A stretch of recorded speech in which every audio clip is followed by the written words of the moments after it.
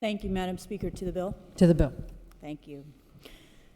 Colleagues, I remember what I was doing when I first heard about the Sandy Hook shooting, and I suspect all of us remember that. I was driving to lunch to meet a couple of friends and catch up. And of course, we all heard the news story as we were heading to downtown. When we got to the lunch, we were all shattered.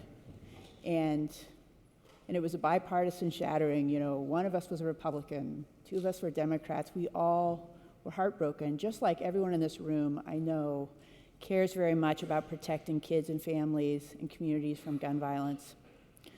I remember a couple weeks after that when I first read the article, I Am Adam Lanza's Mother.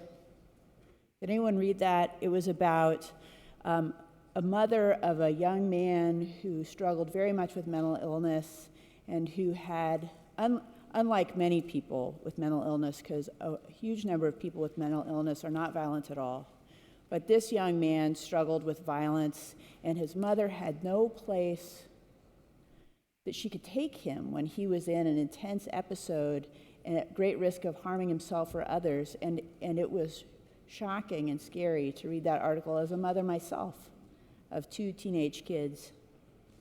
And I remember the wonderful work group that my good colleague, Representative Krieger from the South Coast, put together, a bipartisan team to talk about steps that we can take in a bipartisan way to help address the important issue of keeping our communities safe from gun violence. And that is really important, and I am eager to keep going with that bipartisan approach.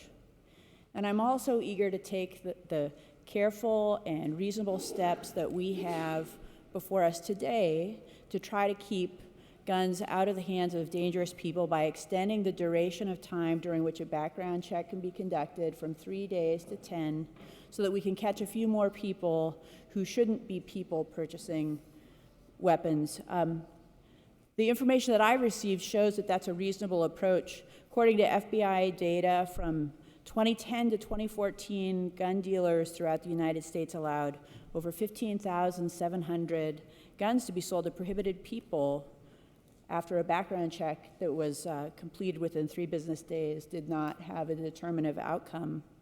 According to the Oregon State Police, these default proceed sales are more than 5 times more likely to be associated with a prohibited purchaser than when a background check has come through and been completed before a sale occurs. As you know, in 2014, I think we all have heard this statistic, there were 497 deaths due to firearms in Oregon. Certainly not all of those deaths are attributable to a background check duration window, but they are heartbreaking. And I think as we stand here today and after the events that have happened, taking the small step of extending this background check window a bit further so that we can take one more step to protect our communities makes sense to me. And I look forward to voting yes today, and I also look forward to working with good colleagues from all political perspectives to take on other parts of the important work that we need to do to keep our communities safe. Thank you.